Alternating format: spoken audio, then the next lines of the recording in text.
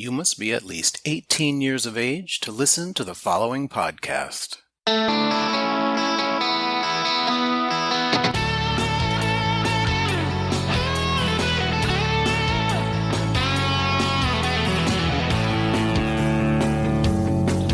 I am Robert Black, and you are listening to Sexual Heroes.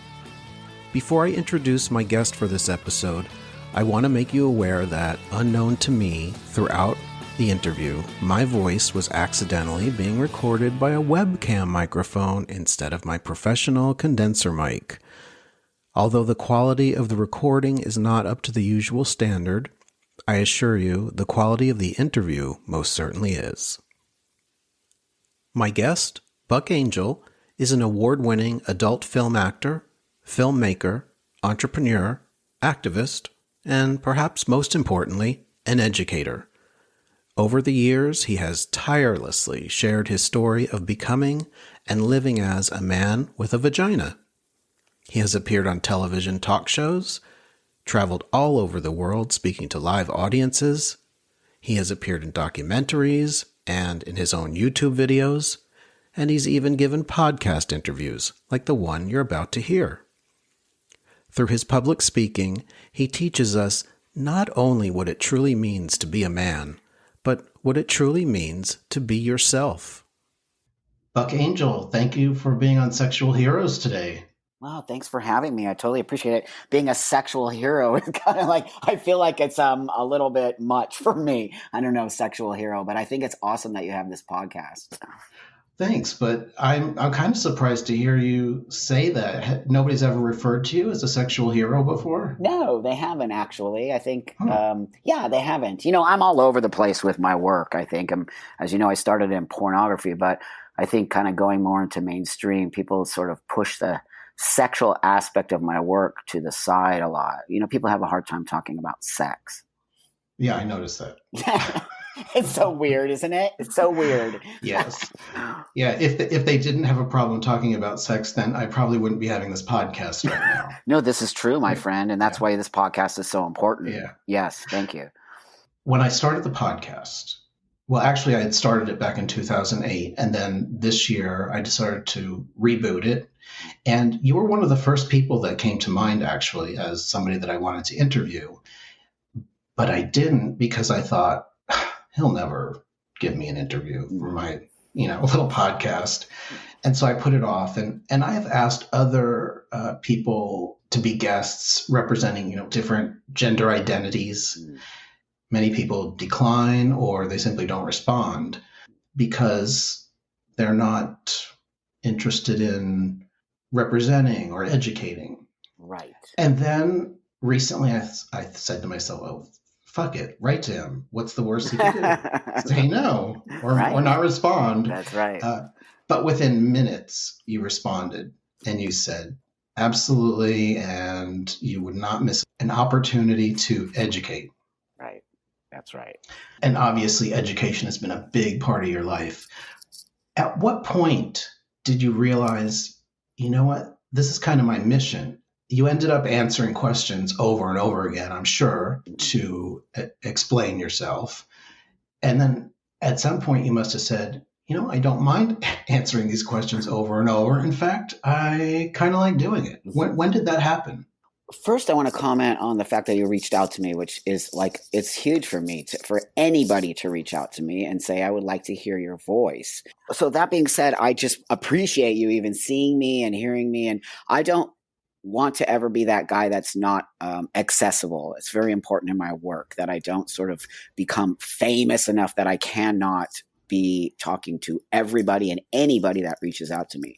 So that I want you to know that it means a lot to me that you see me and you hear and you want my voice to get to where you are able to bring my voice. So as a person who really actually feels so honored to be able to have these conversations, it means a lot to me. And education is the reason why I am here. And so I continue to sort of use my platform that I have built from nothing into this space because I only got here because of people like you. who are willing to have the conversation with me. I started this 20 plus years ago, and being a man, it's sort of like being a man with a vagina has not been easy, but at the same time, being a man in the sex industry like myself has not been easy. And I haven't always had people able to have conversations. It's been 20 years that it's taken me to get to this space. So I love educating because I believe it's the reason why I'm here, number one. Number two, I believe people want to be educated. Number three, you will not make change in the world without educating. You cannot push your agenda or whatever, your lifestyle or whatever it is, onto people without giving them the opportunity to have education around it and to make their own choice. If people don't want to be educated by me, that's totally fine. I have no issues with that at all. But if they want to be, and also if they don't want to learn, I'm going to point myself somewhere else, because people just aren't, not everyone wants to be educated, and everybody wants to learn or change their mind. So that being said, that's why I continue to educate, because I believe that it creates change. You have a YouTube channel now to facilitate that education. Mm-hmm. And I was checking it out. I opened one of the videos. It was a Tranpa 101. Yeah. And it was on dysphoria. And it spoke to one of my biggest questions. You identify as a transsexual. Mm-hmm. That's the label that you use. And what I have found is, in the past, so many people say, I don't like to be labeled. But it seems lately like labels are more important than ever. Yeah. Can you explain the transsexual label and the difference between transsexual and transgender? For sure. And here's the deal. I'm 58 years old. People out there need to understand, and I transitioned 25 years ago. Now, it doesn't make me the authority. It doesn't make me anything other than a guy who transitioned. And that being said, all of us have different stories. All of us have different ways of being. And today we have a different way of being trans. And so when I transitioned, I was born female. I always felt like a guy. My parents on some level raised me that way. I just never felt like a girl. And so eventually I got the opportunity to what we used to call a sex change. And I always wanted to be a guy. I never wanted to be trans. I never wanted to be anything what you see today. So back in the day, we called that transsexual. And it was basically somebody who had a sex change from a male to a female, or from a female to a male. If anyone can see me or see a photo of me or just Google me, you'll see I literally went from looking like a woman to looking like a man and living my life. A beautiful woman. Thank you. And living my life full on male. Everything, my identification, even I'm one of the very few people that actually got my birth certificate changed to be male. So it looks like I was actually born male. Now that being said, that's why I differentiate the use of the word transsexual as opposed to transgender. For me, a transsexual person is somebody who specifically is in a very specific space of gender dysphoria, who does not like who they are sex-wise, meaning biologically sex. I was born female. I did not feel that way. I did not like it. I pursued removing my breasts and taking testosterone and literally transforming my body to live male. That was totally what a transsexual person does. They go from one binary to the next. And they don't want people to know they're trans. They don't want people to know that, pardon me, that we had this sort of disorder. And transgender today is an umbrella term. And so that encompasses many different types of gender variations, which is amazing and awesome. We have everything from non-binary, gender non-conforming, trans masculine, trans feminine, transgender. They took the term transsexual out of that umbrella.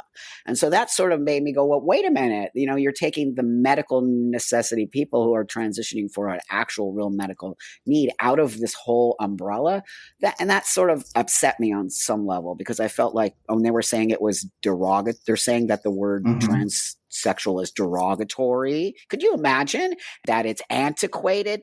I'm like, hello, it's not that antiquated. I'm actually standing here along with a ton of other transsexual people in the world. So I said, okay, that's fine. No need for that. We'll just have us separate from that. And so I started, really claiming the use of the word transsexual, and not because I live that way. As I told you earlier, I live male, but my identity will always be on some level a transsexual. I can never get rid of that, but I don't use it in a way that I walk around the world as a trans person. That's not, I did not transition to be trans, which is what I see more of today. People are sort of, I'm a trans person, which is great and all that, but that was never the reason why I transitioned. I transitioned, got into porn, and I call myself the man with the pussy. I never called myself the trans man with the pussy or any of that. I was literally the man with the pussy. That's who I am, and that's pretty much around what I put to the world. Can you see the difference of me? I transitioned binary. I believe in binary. That's where I live. Whereas many other people are transitioning to live under this trans umbrella. And that was never sort of my space. So I think there's a lot of difference within the trans community that we do not talk about. We're not all the same, and we do not all have the same goals. So you've said you're a man with a vagina. Right. And you're happy about that. You're happy with your vagina. Exactly. I mean, how did I get here? I don't know, because I wasn't always happy with it. And I think that's easy to understand. Done. The conversation should be over. Like, Right okay, on. now what do you want to have for dinner? Right on. Right. But I do have a question. Of course. No. And I want to say this to you, Robert. Ask anything. I am not a guy who's offended. I'm not offended. I'm here to educate you. So I cannot get offended by your questions. So I want you to feel very open about asking me anything. Nothing offends me. Nothing. Okay. I understand that you're happy with your vagina. I also understand that many transsexuals who go from male to female choose to have gender reassignment on the bottom as well. Yeah. And I also know, well, correct me if I'm wrong, that the medical knowledge and ability is there's more, it's easier to create, it's easier to go. Yes. I know what you're trying to say. Let me say it for you. It's easier to create a hole than it is to create a pole. Yeah, thank you. Okay, so if it were true that it was easy to create a pole, fully functioning, a cut one, an uncut one, whatever you wanted, would your choice be different? Yes, this is a great question. So today, no, I'm 100% happy with who I am and what I have. And I've just so connected to my genitals in a way that feels very masculine to me. All my lovers, all my, partners in pornography, nobody has an issue with it. Actually, people are very turned on by it. So that being said, I have really learned to live with something that I hated forever and have embraced it to such a level that I never think about getting a penis. Now, that being said, prior to me actually learning to enjoy and have what I could not change, I wanted a penis forever. I wanted a penis because that's what we see and that's what we know and that's what we're taught and that's what I wanted, and that would have made me a whole man. But it just did not exist for me back in the day. I mean, the surgeries that were being done and I want to make a little teeny disclaimer here that says this is my story. I am not in any way, shape, or form anti-bottom surgery for anybody who chooses to do that. Sometimes people think when I'm telling these stories that I'm anti-bottom surgery. I am not. I think it's important for anyone and everyone to do the thing that makes them feel the best about themselves. So today I don't feel like I need to have a penis to be a man, and I feel very empowered by the fact that I sort of embraced what I have and showed it to the world. And, I wouldn't be here if I didn't do that. So on some level, I challenge this idea of masculinity, and I challenge this idea of, does the penis really make you a man? And this is it, am I really not a man because I don't have a penis? And, I make people kind of think about these things. So really now I'm in a space where I use my body as a political statement and as a means and way to educate about what if a man loses his penis to, God forbid, cancer or an accident. He's still a man. Right. So these are the questions I pose to people. So, and then all of a sudden they're like, oh, Buck, you're totally right. Because we're so focused on that penis and we're so focused on, if you don't have it, you didn't have a full sex change. Right. And all of these things. Well, even cis men are very focused on their genitals. And if there was a surgery to enlarge your genitals and you knew that it wasn't going to be detrimental, I think a lot of guys would do it. I mean, even I might do it.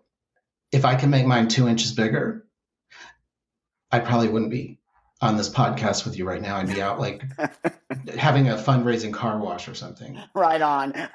So But can yeah, I ask you that? Can I ask you the question? Why sure. would you want to make your penis 2 inches bigger?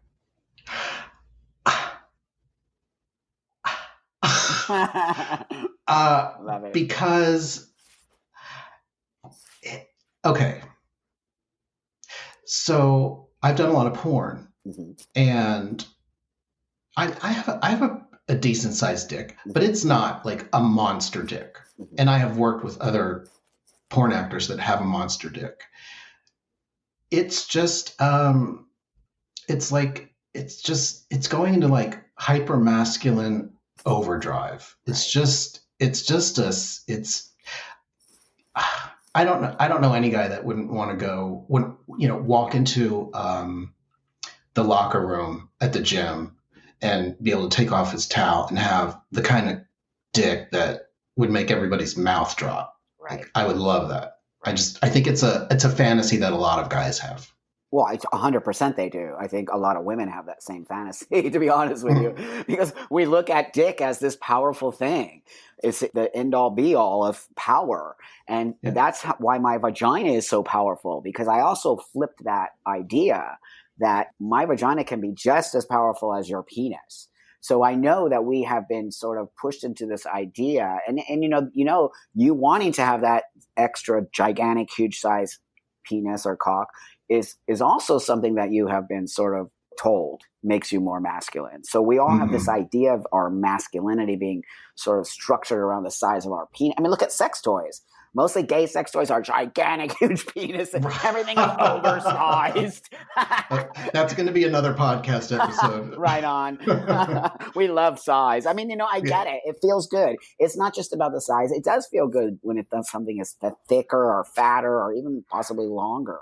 That is kind of a real thing when it comes to, I think being a bottom or being somebody who's penetrated. The thicker or fatter is a lot of people like that more. So, but even aside from what it can offer somebody else physically, I think it kind of goes along with women who have their breasts enlarged. Right. It's power. It's like a hyper femininity. That's right. And I think it's valued. It is valued. I mean, my hyper masculinity. I'm very hyper masculine. That was always my dream.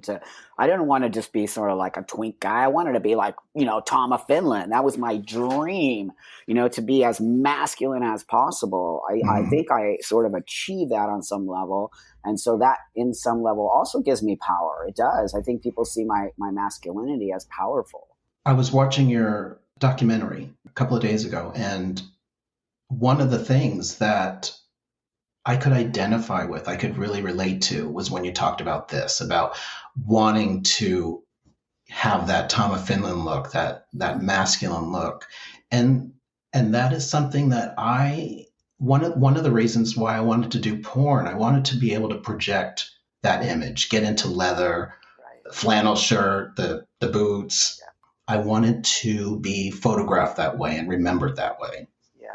It's beautiful. I mean, it's just that to me was really the ultimate. And it's why I feel so confident today. I do. I can tell you that I never look back. I never think of any way that I used to be. I can't even believe I used to be a woman, to be honest with you. I've lived in this male body for 25 years, but I feel so grateful and such gratitude to be in the space I'm in today. And I feel so lucky. And why I continue to speak out about really becoming yourself, and whatever that means, is not I don't speak just about trans. I speak about being yourself and whatever that means for you.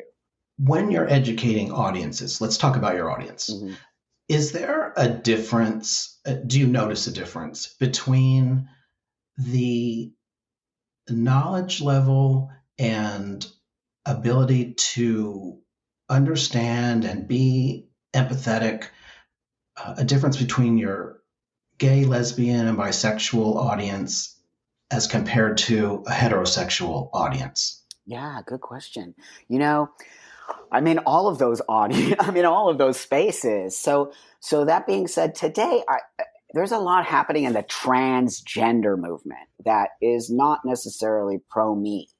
because I am such an old school transition, and I have a very specific way of thinking, an older way of thinking, and on some sense a more conservative way of thinking, because I went through so much in my life. I went through the AIDS epidemic and I lost all of my friends. When I'm 58 years old, I was doing ACT UP and Queer Nation and all of that. And I have been an activist for a long time, and I have pushed against stuff. But today I'm not so much about pushing as opposed to creating coexistence, if that makes sense. And so today I just see I'm all over the place. I have a ton of people that, well, I think your question was, do I see more acceptance within the heterosexual world or the LGBT world? Well, yeah. Which is there a difference? Do you notice a difference between in acceptance and their kind of knowledge level, their base knowledge level about about you?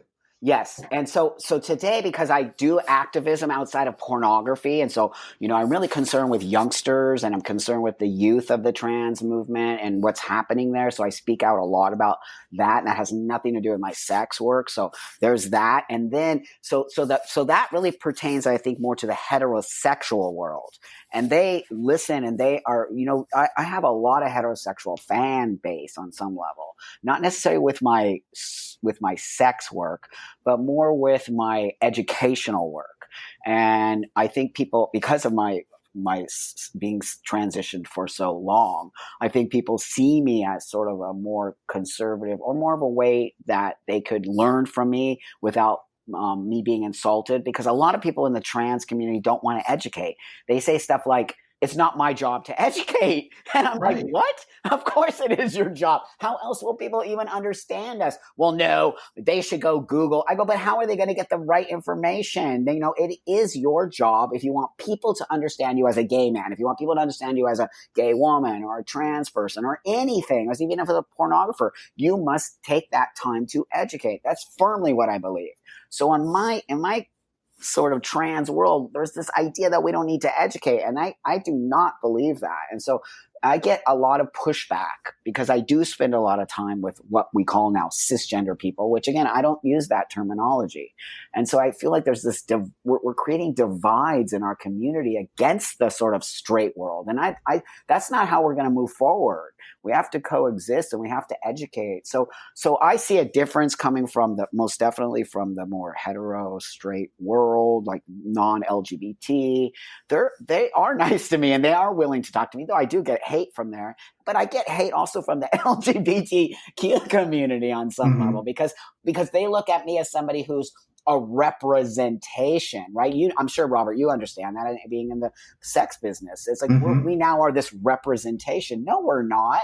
We're just ourselves creating our own space and doing our own thing. I am not a representation of anybody but myself. Yes, I'm in these communities, and yes, I will talk about the way I do it, but I don't represent, and I'm not the end all be all of a tranny or a trans sex worker or a trans guy who's gay or any of those things. I'm just telling you how I am, and I will educate you from that. So I think because I exist in so many different spaces, that I have haters, and I have lovers, and I have people who want to hear me on all sides of the equation. We've mentioned porn a couple of times here, of course, because you've done porn and I've done porn. When did you start? What year? Gosh, it's been 20 plus, I think 2001. Okay, so I started in 1998. Wow. So okay, both of us around the turn of the century. Awesome, dude. In 2000, I was at the Gay Vienna Awards, and I was nominated for Newcomer of the Year. Right.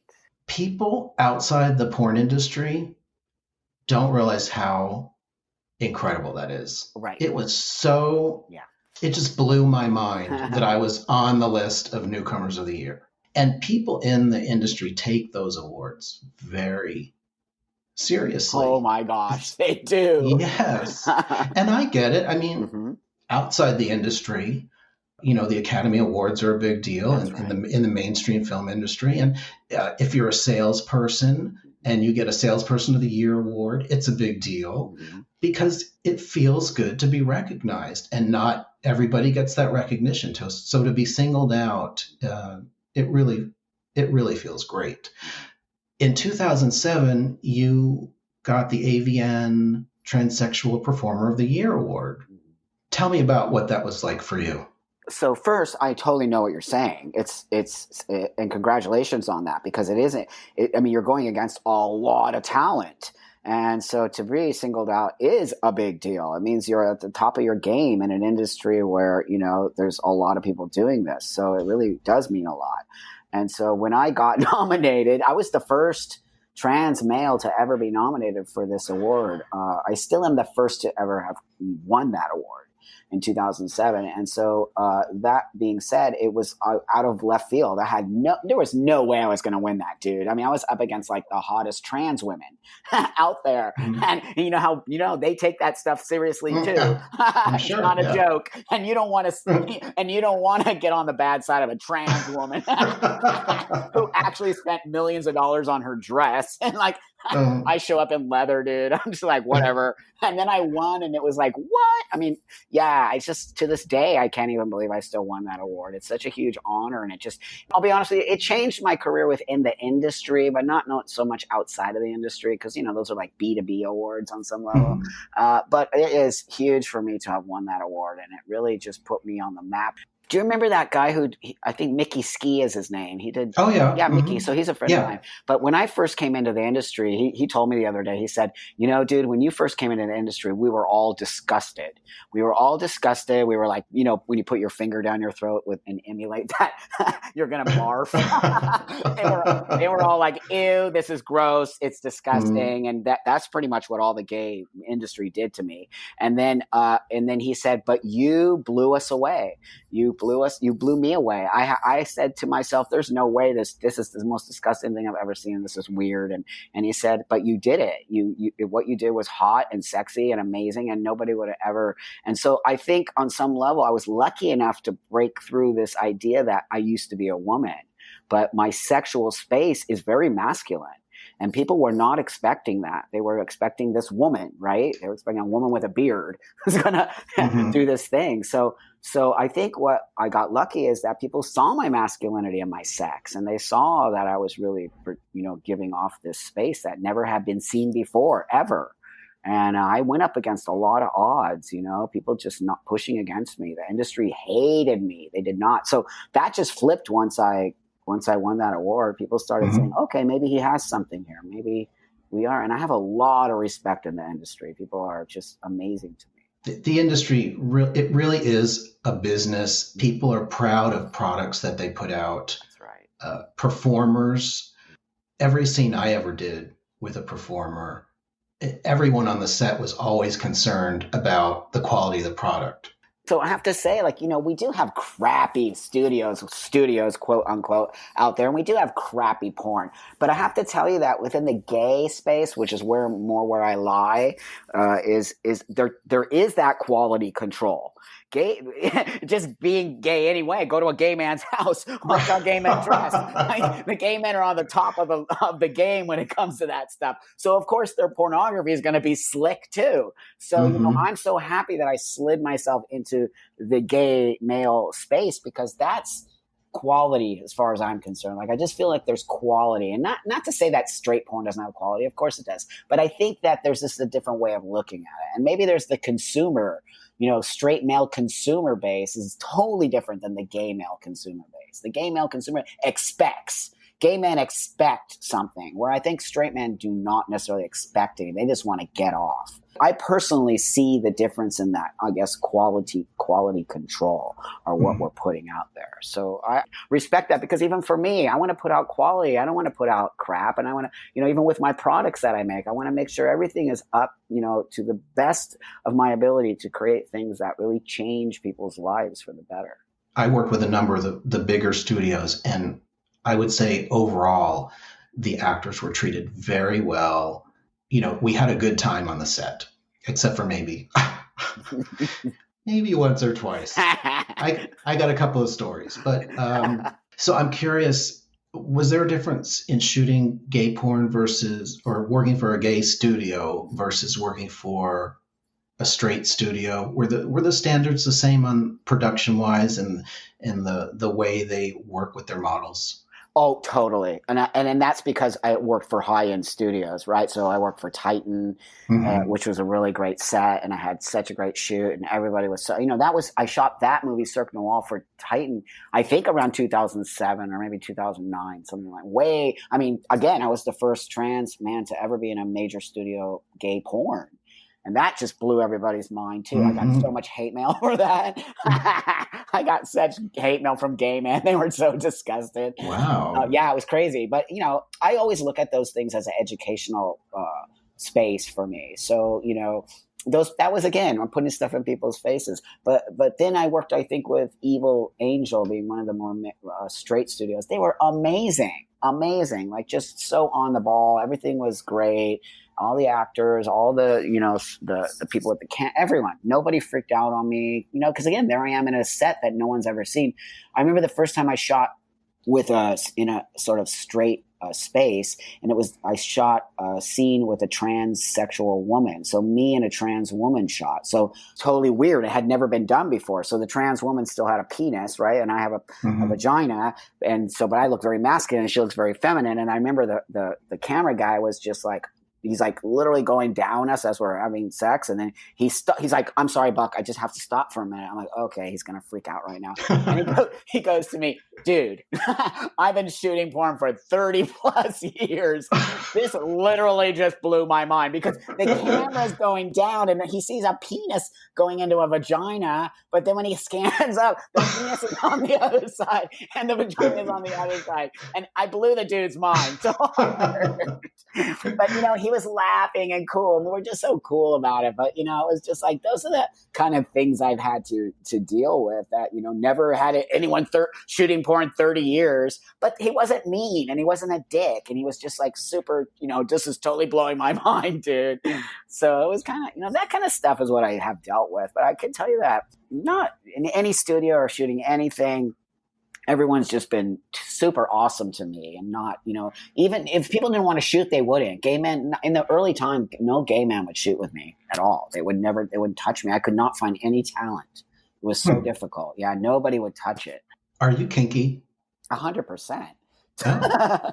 BDSM, Dom sub? Yeah, no, I'm definitely a Dom sub stuff, but I'm mostly a top. I would say I'm very versatile that way, but I don't really consider myself bottomy. I mean, I do get penetrated, but more in a top space. And I try to teach that. I'm totally a top. I'm very dominant, very that. And when people penetrate me or fuck me, I'm in a very top space, and I consider it servicing.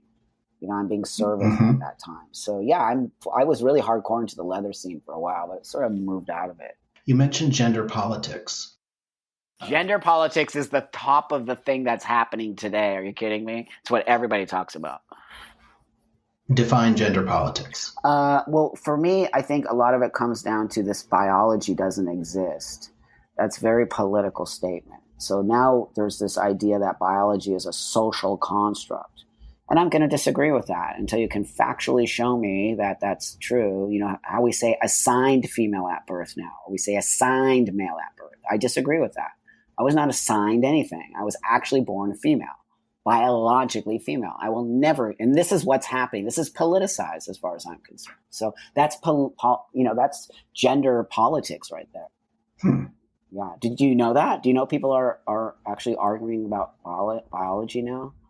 No. Yeah, it's actually very scary because you're not in that particular arena of the trans world. And they're saying that, on some level, gender is socially constructed. I will agree with that. Hyper masculinity, the way I am, that's socially constructed in the way that I saw masculinity when I was a youngster, I think, and just that's what I wanted to be. So for sure. Right. But to say that biology is socially constructed is ridiculous. It's an actual factual thing. I mean, they actually do scientific studies. We have gametes. We have, if you understand basic biology, there's just two sexes. But people want to argue that those don't exist. exist. And that's exactly wrong. And that will, 99% of the world believes in biology or gender or male and female. So, there's an ideology happening within the trans community that's a little bit dangerous. What's on your bucket list? Your bucket list. That's a good one, my friend. Oh gosh, I feel like I've accomplished so much in my life, dude. It's gonna make me cry because like I just don't have one on some weird level because I just feel like my life is so insanely amazing. Like every day I get something. It's just the weirdest thing ever. And I can only attribute that to really just living as authentically as possible and not caring what people think about me. But that I try to think about, I have a son now. And so that was really on my bucket list for a long time. So I have a kid in my life and he's an 8-year-old boy and he's just insanely awesome. Oh. Like I get to be an 8-year-old. I actually get to be an 8-year-old boy, which I never was really. So, see how it makes me get all emotional because, I have everything, Robert, and I don't wish for anything. So, and that's where I want everybody to be, is just to be in a space to know that you can have stuff. You don't have to beat people up. You don't have to be angry at the world. You have to figure out what is the problem. I had a bad drug and alcohol problem. And so that really set me into a bad space. And I learned when I got sober from drugs and alcohol, I really learned to just understand me and sort of like really focus on myself. And I think if there's, anything I can tell people out there, it's like, stop focusing on the outside of and what you hate and what people do that makes you so mad, and focus on like, what can I do for myself? And once you focus on yourself and creating this really sort of great, amazing space, it literally changes the way you are and the way the world interacts to you on some level. So my bucket list I think I finished everything on some level. It's kind of weird. When people hear your name, what would you like them to think of first? What should come to mind? I think the first thing people should think of when they hear my name or they see me is, I think, authenticity on some level.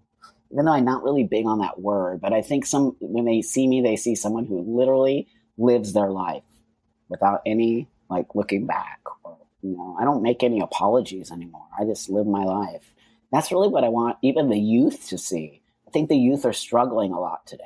It's not a lot of sort of people you can look up to maybe on some level, or there's just so much stuff going out there. I just want kids to see that you can have, especially trans kids, they're hurting. And so they can see like, look, dude, I literally made my own life. I'm not a high school graduate. I'm not academic. I learned everything you see on my own. And I became this guy and I created my own businesses and everything totally against all odds. So I want people to see that I am authentic and I live exactly what I speak. Is there anything else you want to say in this podcast to my Sexual Heroes audience? Yeah. To seriously live your life, my friend. Live it and be sexually free. Don't worry what people still try to say things to me. It's hilarious. But, the bottom line is it's so powerful, people out there. It's so powerful to take your power back. Everybody out there, if you're not feeling solid, you're letting people take control of your life. And you know that. If you don't know, you can actually take your power back. And that's by not caring what people think about you. And that's the only reason I am where I am today. Because I get shit for being a man with a vagina. But I literally don't care because my life is so amazing. So take back your power, people. Stop letting people walk over you. And like, you really can make your life how you want it to be. Because if there's any example of it, it's me. Buck Angel, thank you very much for being with me today. Thank you, my friend. For information with links about a guest appearing on Sexual Heroes, visit the show notes at sexualheroes.com or on your favorite podcast app. And while you're there, be sure to rate, review, and subscribe. You can follow and message me on Twitter at Robert Black XXX and on Facebook at Real Robert Black. Thanks for listening.